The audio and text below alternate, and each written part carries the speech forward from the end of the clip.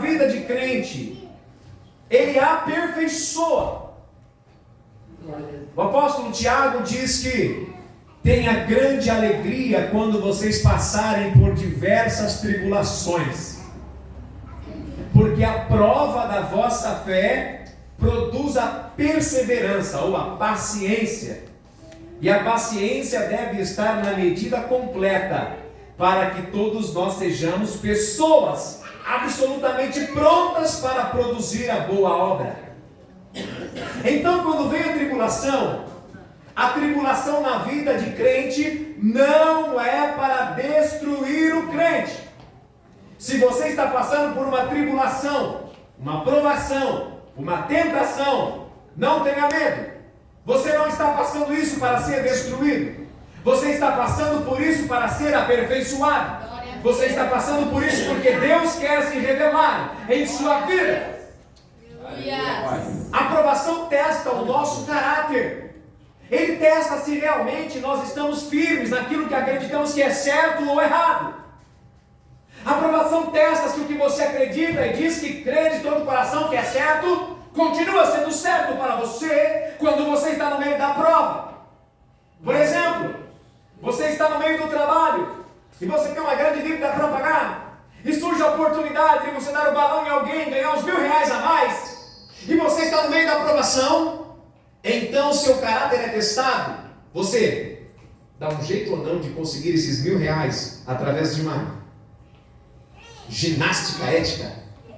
Você passa alguém para trás, fala que o motor do carro que você vai vender tá bom, tá batendo os pinos, irmão. Você mente para ganhar R$1.000 a mais.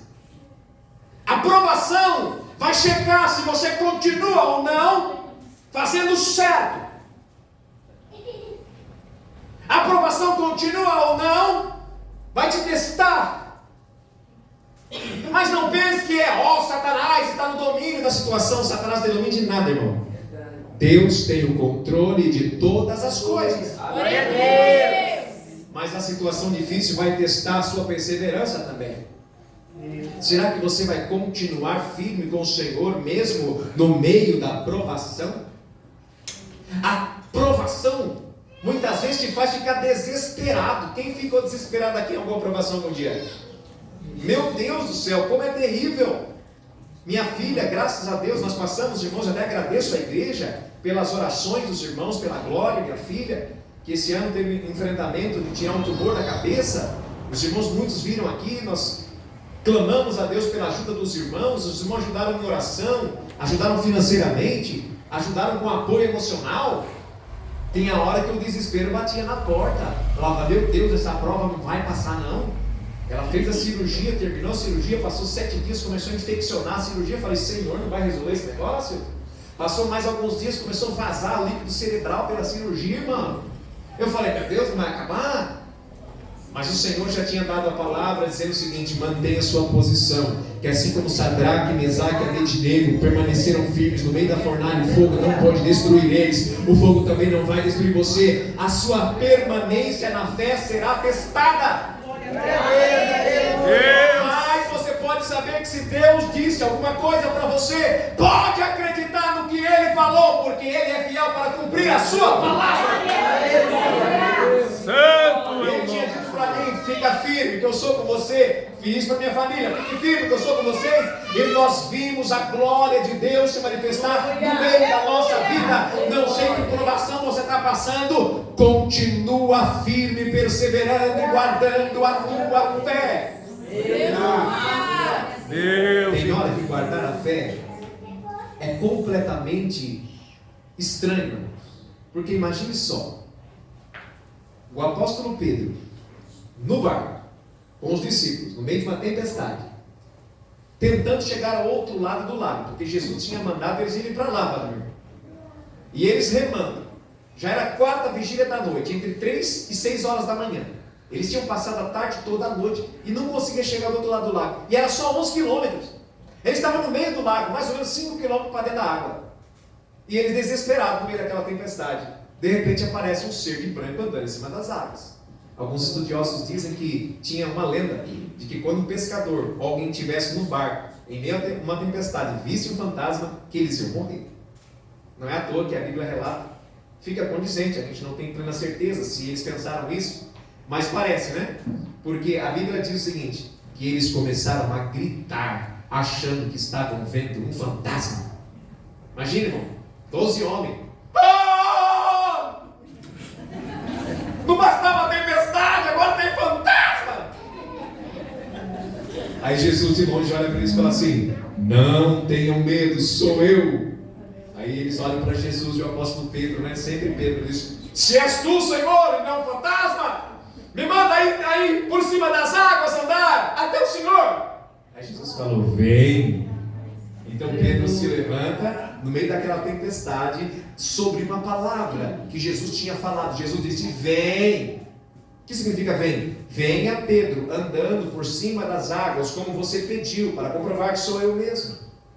E o Pedro sai do barco e pisa na água. Irmão, é contrassenso, não tem como boiar. Nós somos mais pesados que a água, nós afundamos. Mas quando Jesus fala uma coisa, aquilo tem que acontecer. Se Jesus fala para Filipe que com 5 pães e 2 peixinhos vai alimentar 5.000 pessoas, vai acontecer. Se ele fala para Pedro, vem andando por cima das águas, apesar disso ser fisicamente impossível, vai acontecer. Se ele fala para o morto, levanta, o morto vai sair do túmulo, porque a palavra de Jesus é poderosa. Quando ele fala, tudo tem que acontecer. Quando ele manda a tempestade acalmar, a tempestade tem que acalmar. Quando ele manda a enfermidade sair, ela tem que ir embora. Você não está brincando, irmão, com alguém que ensinou uma filosofia. Você está servindo o Deus verdadeiro, Criador dos céus e da terra. E aí Pedro começa a olhar para Jesus. Quando ele começa a olhar para as coisas ao redor, a Bíblia fala, olhando ele para as ondas e para o vento, começou a afundar. Quando Pedro parou de olhar para Jesus e confiar naquela palavra, vem, ele começa a afundar. Quando você está no meio da sua aprovação e começa a esquecer da promessa que Deus te fez, às vezes estava lendo uma palavra e Deus falou assim, eis que estou contigo, se passares pelo fogo, não te queimará, se passares pelos rios, não te submergirão, você não se afogará. Aí você pega aquela palavra porque Deus falou com você, passou uma semana, você esquece. Você está no meio da aprovação, vizinho brigando, aquele som do inferno tocando lá do lado da tua casa, você não tem paz, o cachorro do vizinho fazendo sujeira na sua calçada, e o boleto chegando, meu Deus do céu, estourou o cano, e agora? Você fala, o que está acontecendo na minha vida, meu Deus, está dando tudo errado. O que você faz? Você esquece que se passares pelo fogo, eu estarei contigo, o fogo não te queimará, quando passares pelas águas, você não submergirá, quando passares pelo rio, não te afogará. Não esqueça do que Deus já te falou. Perseverar na fé não tem nada a ver com a circunstância, irmão. Tem hora que nós vamos ler a circunstância e a circunstância não vão dizer que vai dar certo. Vai parecer que dá tudo errado. Lembra de Jesus chegando com Jairo, indo para a casa dele porque a filha dele estava doente? Ele chega para o Senhor e fala, Senhor, por favor, poderia vir até a minha casa, sarar a minha filha, porque ela está terrivelmente doente. E enquanto eles estavam indo até a casa de Jairo, o que aconteceu? Alguém veio avisar Jairo, não incomode mais o mestre, porque sua filha já morreu, acabou. Aí Jesus olha para ele e fala assim, só confia, calma, ela não está morta, ela só está dormindo. Irmão, totalmente contrário. Todo mundo que olhava para ele, não, está morto. Quando ele chega na porta da casa, ele falou assim, fica em paz, a menina só está dormindo. Todo mundo riu da cara de Jesus. As pessoas falam, está morta, está dormindo. Onde que você está pensando que está dormindo? Mas se Jesus falou que ela está dormindo, ela vai estar só dormindo. Ele vai despertar ela do sono. Quando Jesus fala, é diferente. Jesus sobe lá e diz o quê? Talita cumi. Menina, digo, levanta-te. A menina levantou, acordou. Jesus falou, mãe, dá uma comida aí para ela. Ela deve estar com fome. Ela já tinha uns 12 anos. Quando Jesus fala, não importa o que a sua circunstância está dizendo, não importa o que a sua aprovação está dizendo, não importa o que o seu exame de sangue está dizendo, é Ele que dá saúde, é Ele que perdoa pecados, é Ele que ressuscita o morto, é Ele que salva o bandido, é Ele que liberta o drogado, é Ele que purifica o viciado, é Ele, não é circunstância. Só que tem uma coisa interessante, irmãos. Quando você é provado, o ouro, sabe de uma coisa? Quando alguém vai pegar o ouro é caro, é precioso, e vai purificá-lo, ele coloca o ouro como? Pega uma escovinha macia para limpar o ouro? Não. Pega o ouro, coloca dentro de um cadinho, uma panelinha refratária, e toca fogo, irmão, o ouro. Por quê? Quando o ouro começa a ser atormentado pelo fogo, então a sujeira que está no meio do ouro começa a flutuar e forma uma nata chamada escória. Quando o ouro começa a derreter, a sujeira que está lá dentro, ninguém nem via aquela sujeira, mas toda a sujeira que estava lá dentro do ouro podia estar brilhando por fora, mas se tinha sujeira dentro, o fogo faz a sujeira aparecer. E quando a prova vem sobre nós, o apóstolo Pedro explica no capítulo 1, não estranhe a prova ardente que vem sobre vocês, porque se o ouro que é precioso, e ele é perecível, ele é purificado no fogo, ou seja, se o ouro que é uma coisa que vai ser jogada fora, que é perecível, que é deste mundo, para ser purificado é submetido a um processo de queima, a um processo de fogo, para que a sujeira saia do meio dele, quanto mais a vossa fé, que é muito mais preciosa do que o ouro. Deus pega você, pega a sua fé, pega a mim e nos permite passar em situações que é um verdadeiro fogo, porque Ele quer que a imundícia que está no nosso coração venha para fora, porque Ele quer limpar e restaurar. E quando nós estamos no meio da prova, no meio do fogo, sabe o que acontece?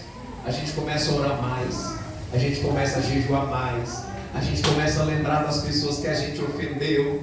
Oh Deus, aquele primo que eu briguei, Senhor, perdão, Senhor. Aí você vai lá e conserta com seu primo.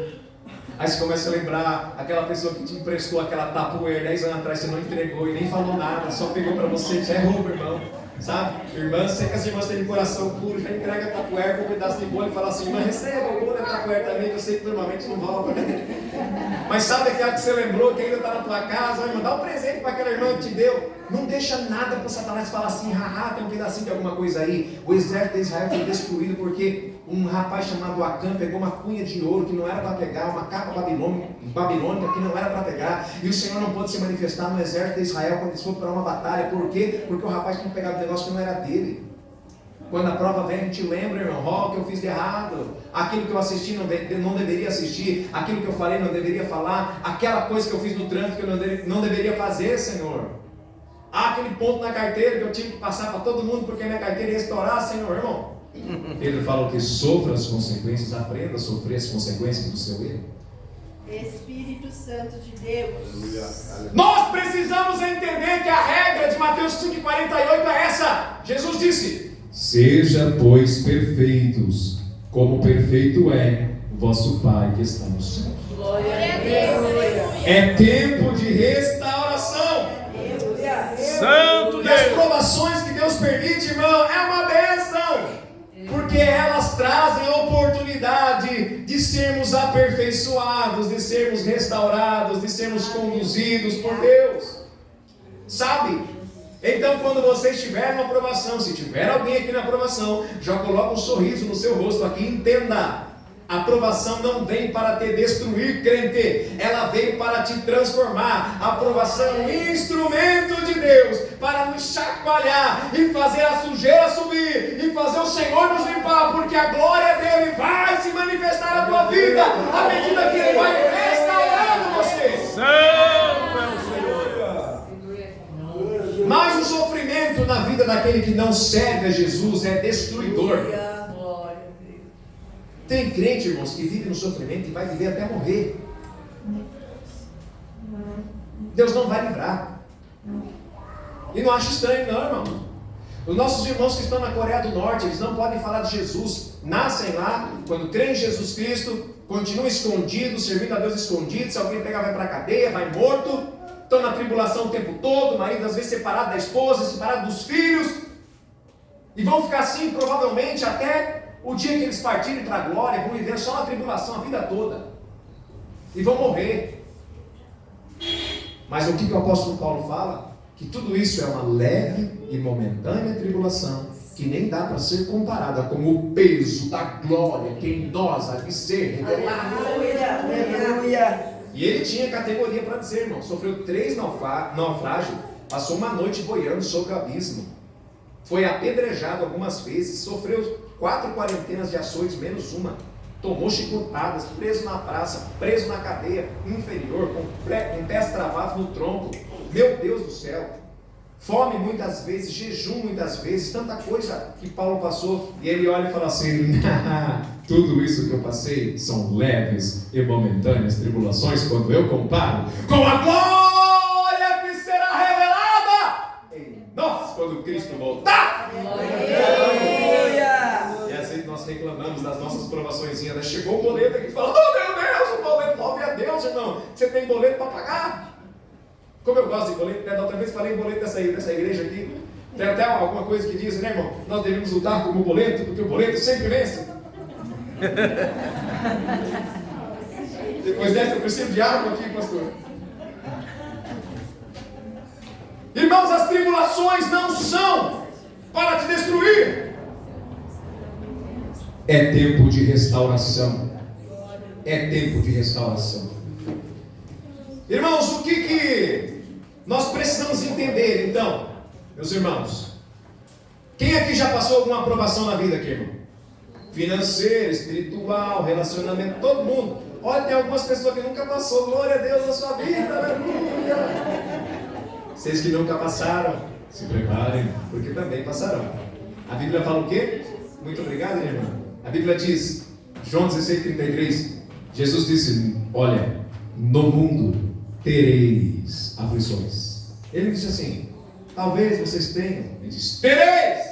Quer dizer, você vai ter aflições. Se não for aflição fora, tem aflição de dentro. Nós temos 3 inimigos. Satanás é o nosso inimigo. O mundo, o sistema maligno, o sistema mundano é o nosso inimigo. E a nossa própria maldade que habita dentro de nós, que tem que ser arrancada de nós todo dia, que faz parte do tema de hoje, que é o processo de restauração. Nós mesmos também somos o nosso inimigo. E o tempo todo essas coisas ficam nos perturbando. De Satanás você manda ele sair, ele vai embora. Do mundo você fica no meio da igreja, o povo de Deus já fica um pouco longe daquelas coisas. Mas de você mesmo? Você vai dormir, você está aí, né? Você acorda com você mesmo. Você levanta e fala: opa, estou aqui ainda comigo. E os pensamentos malignos do teu coração continuam e você precisa limpar. E a cobiça nos seus olhos continua e você precisa limpar. E a ansiedade no seu coração continua e você precisa entregar. E o seu desespero com o futuro continua e você precisa confiar. Deus quer te restaurar. Irmão, o evangelho, se ele não vier na prática, é arrancar os nossos caroços. Arrancar caroços não só do corpo físico, arrancar caroços da nossa existência. Nós não somos rodas redondas, somos rodas quadradas. Deus quer nos arredondar para que a gente possa seguir o caminho sem ficar dando tranco. Deus quer nos livrar, nos limpar, e nós precisamos entender que há um processo. E qual que é o processo, irmão?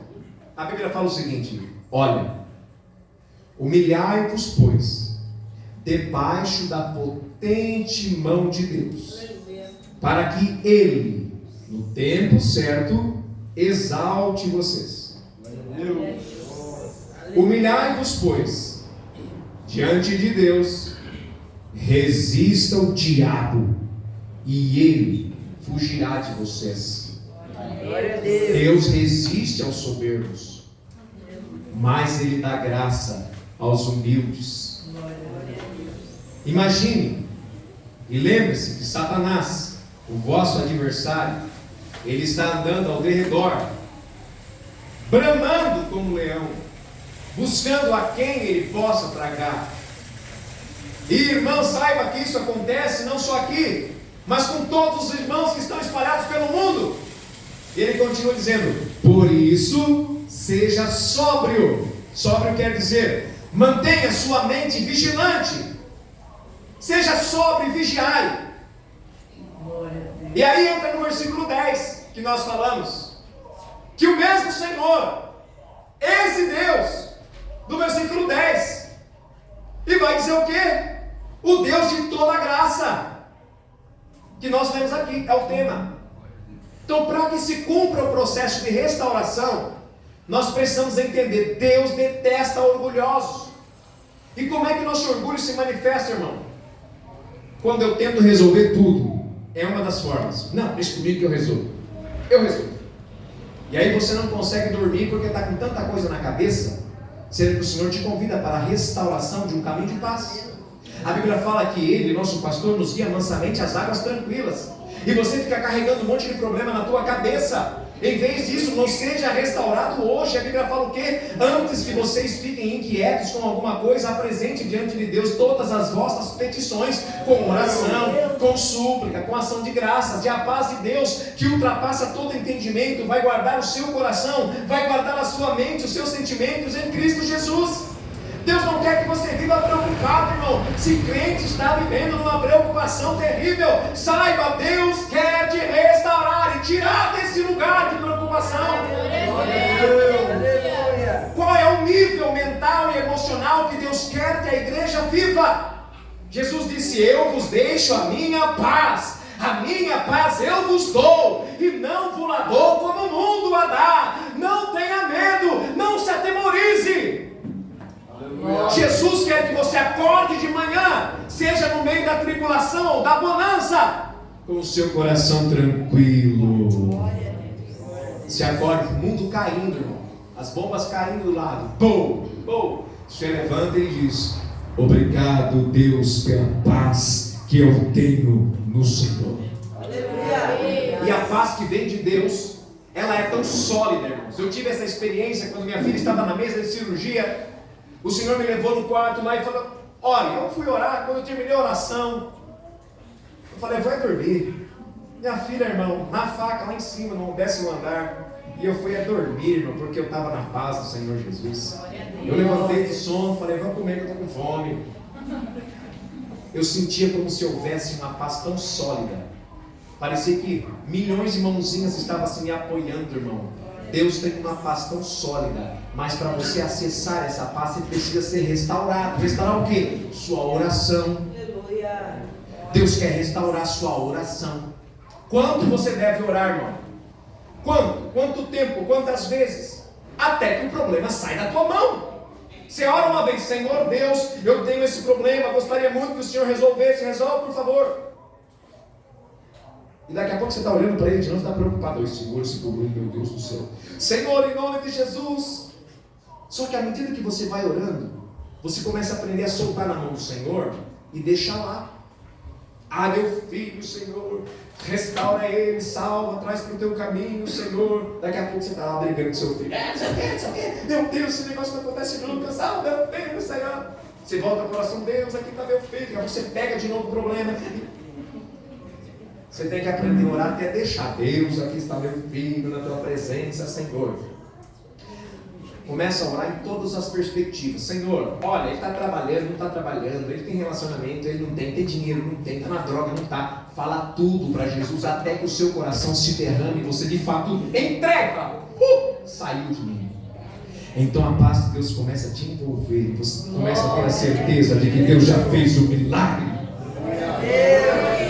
Você vai ter a oportunidade de restaurar, dar um passo para trás, olhar para o problema e dizer assim: Jesus já resolveu, porque está na mão dele. Mas nós sofremos por quê? Porque não levamos tudo diante de Deus em oração. Quando tudo perante o Senhor estiver, e todo o meu ser eu derramar diante dele, então eu verei que o Senhor tem poder. Quando tudo eu deixar no altar. Lembra? Deus quer te restaurar sua vida de oração. Satanás quer arrancar você do lugar íntimo com Deus. Vamos lá, irmãos. Mais alguma coisa? Humilhar-se diante de Deus, o que é? Ah, meu Pai.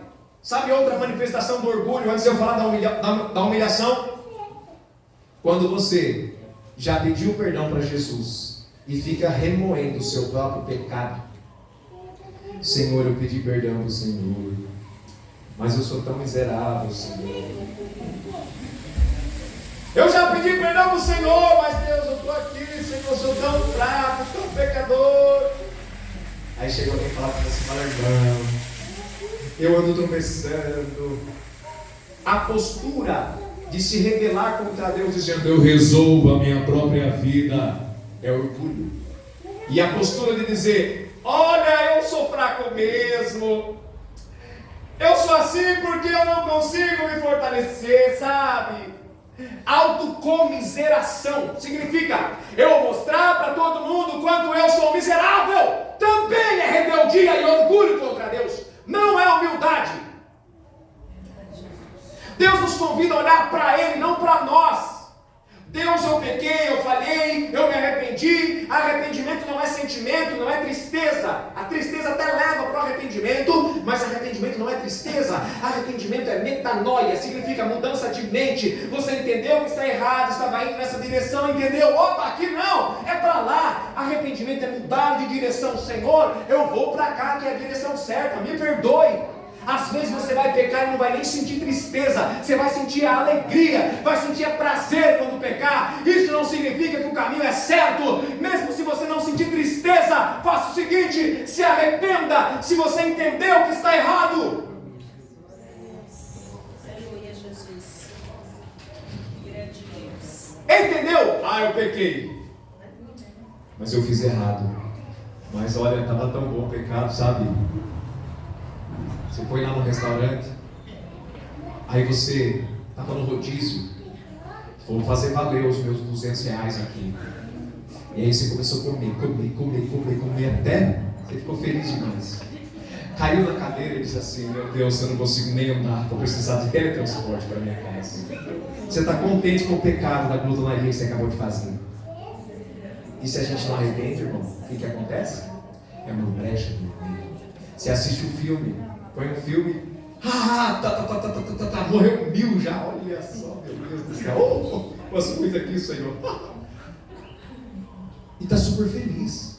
Terminou o filme, Jesus saiu perto de você, você está lá sozinho assistindo o filme, e você está feliz com o seu pecado. Você viu lá?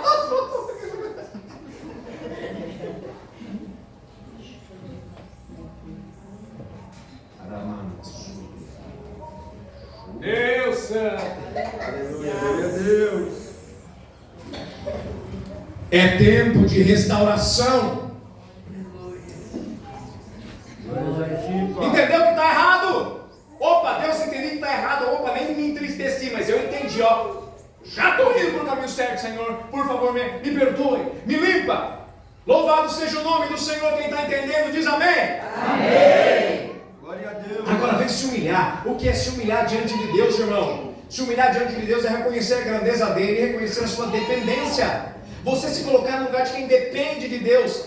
Ir diante do Senhor, pedir perdão, confiar na palavra do Senhor que Ele te perdoou, abandonar o pecado. Uma das formas de humilhar que a igreja muitas vezes esquece é jejuar. Existe um dia em Israel que é o dia da expiação, onde eles fazem um jejum para humilhar a carne. Quer saber um dia que você vai ficar bem humilhado diante de Deus, irmão? Jejue. Você troca algo bom que é comer por algo melhor que é o Senhor.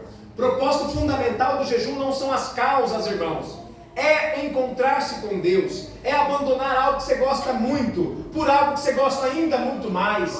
É você se colocar diante dele e falar: Senhor, eu vou abrir mão da minha comida que eu gosto tanto para me alimentar do pão celestial que eu gosto mais ainda, porque eu quero ser cheio da tua presença. E você vai sentir o seu corpo enfraquecer. Você vai começar a sentir, sabe o que mais? Suas emoções vão começar a ficar estranhas. No primeiro dia de jejum, você pode ficar bravo, ficar nervoso. Já viu que é alguém que fica com fome, fica nervoso, fica bravo? Não estranha não, continua mesmo assim, continua se humilhando, mas coloque oração junto com a abstinência da comida, porque senão será apenas uma dieta. Mas se você começar a orar: Senhor, que fome que eu estou, mas em vez de comer alimento, eu vou para a tua presença, porque eu quero me alimentar do pão celestial. Você fala: eu vou para a cozinha, não, vou para o quarto, fecha a porta, diante do Pai Celestial. Pai, eu não vou para a cozinha pegar o pão da terra, eu vim para o quarto pegar o pão do céu. Você acha que fazendo isso Deus não vai te restaurar? Glória a Deus. Deus quer te restaurar, mas Ele vai sua obediência para que o processo de restauração aconteça. Ele não vai mandar um anjo na tua casa e pagar a tua conta, fazer um orçamento doméstico. Ele não vai fazer isso. Ele espera que você aprenda a usar o dinheiro que Ele te deu. Ele não vai descer um anjo lá e pegar o controle da sua televisão, ou o celular da sua mão, ou vai mudar o ouvido da tua filha e do teu filho para ouvir uma voz mansa quando você grita. Ele espera que você assuma o compromisso de obedecê-lo, porque isso é restauração. Glória a Deus. Aleluia. Aleluia! Nós precisamos entender, irmãos, que Deus, enquanto nós não assumirmos a nossa obrigação, sabe? Às vezes a gente olha e fala, meu Deus, é tanta coisa para te agradar, o que eu faço? Primeira coisa, vem para o Senhor, vai nos pés dele e fala, Senhor, me enche da tua presença, enche-me do Espírito Santo, me dá o poder para ser obediente, transforma a minha vida. Glória a Deus. E Ele vai te restaurar. Restauração, irmãos, o que é? Imagine alguém que tinha uma obra de arte, e a obra de arte começou a ficar estragada. Vem um restaurador e começa a trazer aquela obra de arte para o seu estado original. Ou, outro processo de restauração, se você tem uma peça que não está de acordo com o modelo, você pega a peça, pega o modelo, começa a trabalhar naquela peça para ficar igual ao modelo. Restauração é Deus trabalhar em você para que você fique igual Jesus Cristo. Será que alguém de fato quer ser restaurado aqui? Glória a Deus. Grande Senhor. Aleluia. Glória. Será que nós queremos ser como Jesus? Irmãos, a gente sabe que ser como Jesus é o caminho, porque Ele é o caminho. Então vamos falar algumas coisas sobre o que Jesus faria. O que Jesus ensinou? Orai pelos que vos perseguem. Tem alguém perseguindo você? Qual que é a sua atitude? Meu Deus, alguém está me perseguindo, vou chamar a polícia.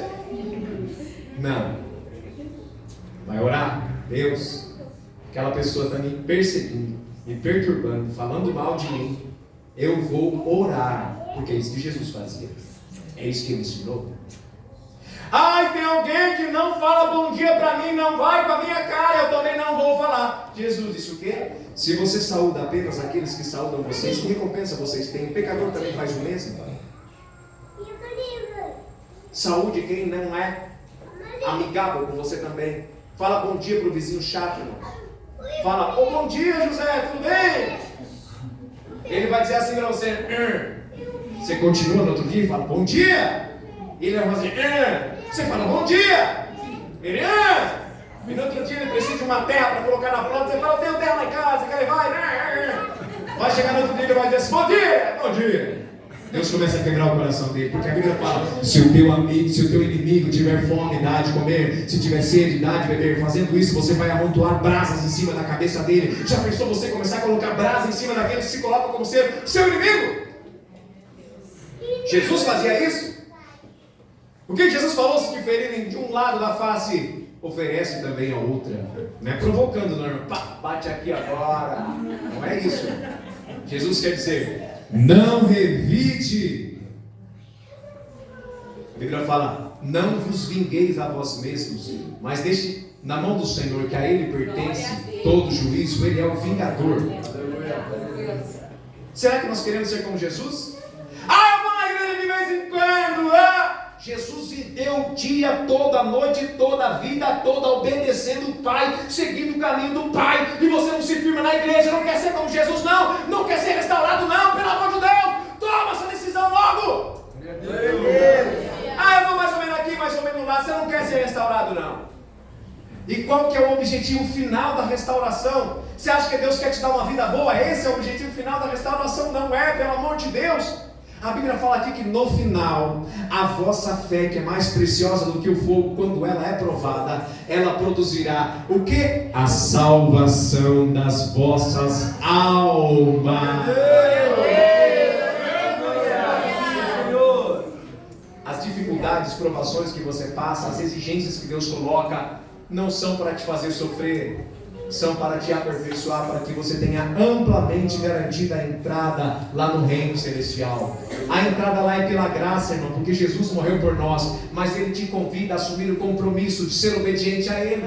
Ele te convida a entrar no processo de restauração. Ele não vai descer aqui e colocar um raio na tua cabeça, mas Ele vai te dizer: abra o teu coração, se deres ouvido hoje a minha palavra, se ouvires a minha voz, não endureça o seu coração, como aconteceu com aqueles que estavam no deserto, porque eles endureceram o coração por causa da incredulidade, todos foram destruídos e nenhum deles entraram no meu descanso.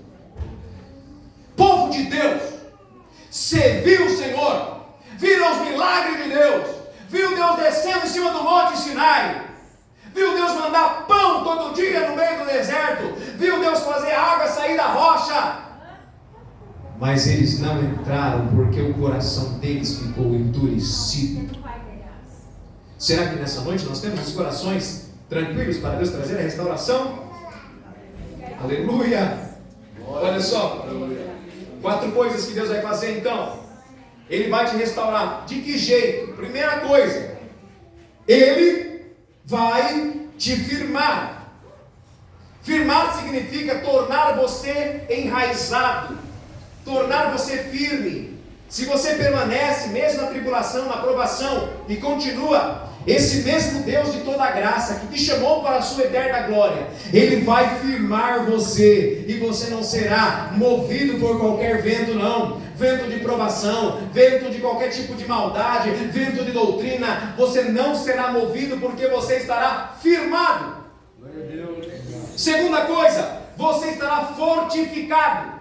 O Deus de toda a graça vai te fazer ficar fortalecido, vigoroso, valente, para continuar a caminhada até chegar no reino celestial. Quem quer ser firmado para não ficar balançando, e quem quer ser fortalecido para não ficar se arrastando? Tem alguém aí? Eu quero! E o que mais que o Senhor vai fazer na tua vida? Além de te firmar, além de te fortalecer, Ele vai te fundamentar. Fundamentar significa construir um alicerce sólido. Irmãos, o que tem de gente, irmão, que não tem alicerce sólido diante de Deus, e a vida está caindo toda vez que vem uma tempestade, pelo amor de Deus. Vem uma tentação, desaba. Vem um problema na família, desaba. Deus quer te restaurar e construir uma base sólida para você. Mas como é que funciona a base sólida, irmão? É somente vir na igreja, participar dos cultos aqui? Não. Jesus disse: olha, eu direi, a quem vou comparar? Um homem que ouve as minhas palavras e as pratica. Eu compararei esse homem a um homem sábio e prudente, que escavou profundamente os alicerces da sua casa até encontrar rocha sólida, e construiu a sua casa em cima da rocha. E quando ele construiu a casa, veio contra ela as tempestades, bateram contra ela as águas, o rio, o vento, e essa casa não desabou, porque ela era uma casa firmada sobre a rocha. Mas o homem que ouve a minha palavra, mas não pratica a minha palavra, é semelhante a um homem que não tem juízo, ao homem insensato, que constrói a sua casa em cima da areia. E batendo contra ela os ventos, soprando os ventos, batendo o rio e vindo contra ela a tempestade, a casa cai, e grande é a sua queda, porque não está firmada sobre a rocha. Aleluia. Glória a Deus. O que significa isso, igreja? Nós precisamos entender. O Senhor Jesus está dizendo: filhos, vocês querem viver a restauração? Pegue a minha palavra, entenda ela e coloque em prática. É assim, irmãos, é beabá.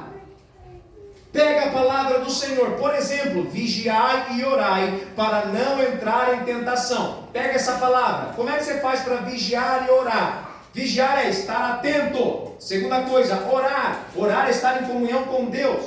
Então você vai na vigilância. Um exemplo, você está andando na sua casa e vai assistir televisão, como exemplo que eu dei. Você vai vigiar. Você fala: opa, eu não vou ficar zapeando pelos canais, porque eu sei que eu posso topar com alguma coisa que desagrada ao Senhor. Eu vou colocar direto o número que eu quero ir, para ver o programa que eu quero ver, porque eu vou ser prudente, vigilante. Porque se eu ficar passando num monte de canal, até chegar no canal que eu quero assistir, só nesse caminho já vou ver um monte de porcaria.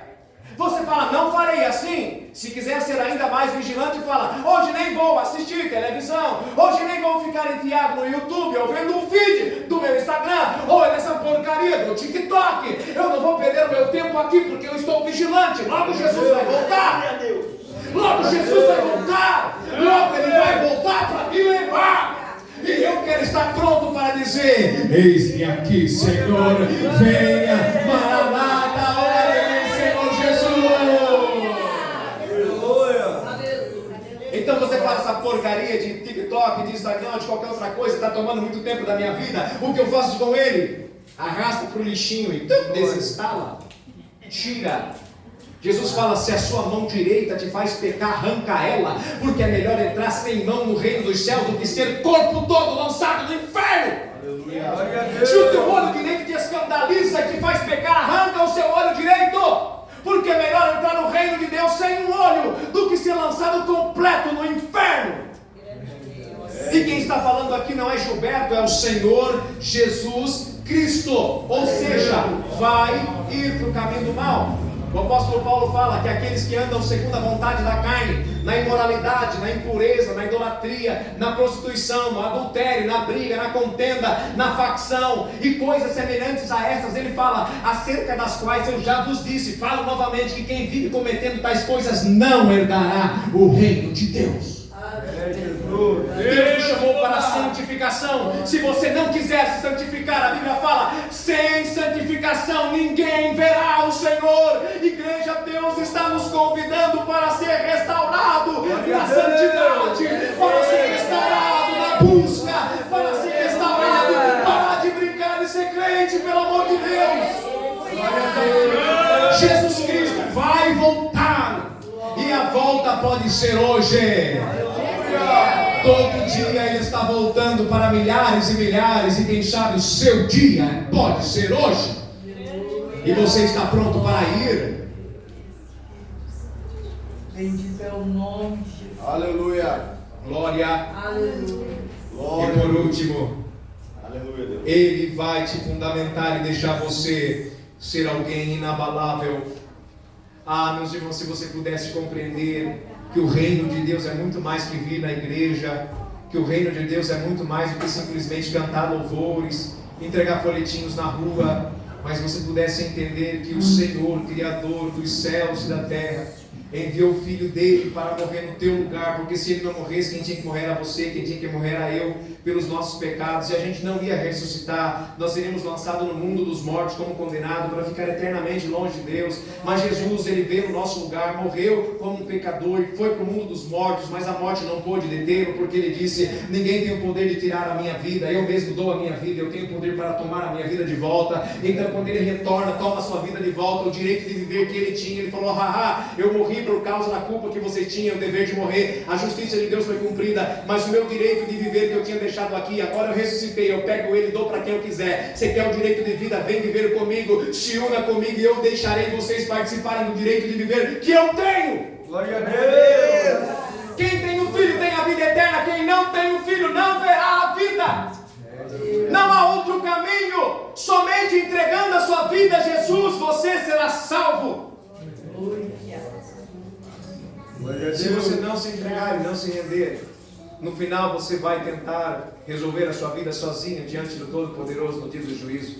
Olha, irmãos, como é maravilhoso entrar pelo caminho da graça. O Deus de toda a graça te chamou e me chamou, e Ele deseja santificar a nossa vida. Eu gostaria que você curvasse a sua cabeça, eu vou orar com vocês. Aleluia. Aleluia, Jesus. Glória a Deus, aleluia. Como é bom a tua presença, Pai. É o teu nome. Só um momentinho.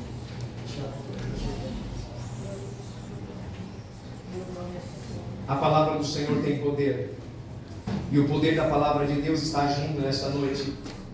Se você entendeu a mensagem de Deus, aí sentado mesmo, eu quero perguntar: tem alguém que estava estacionado, parado, desanimado e gostaria nessa noite de retomar a sua caminhada com Deus? Levanta a mão aí onde você estiver. Tem alguém?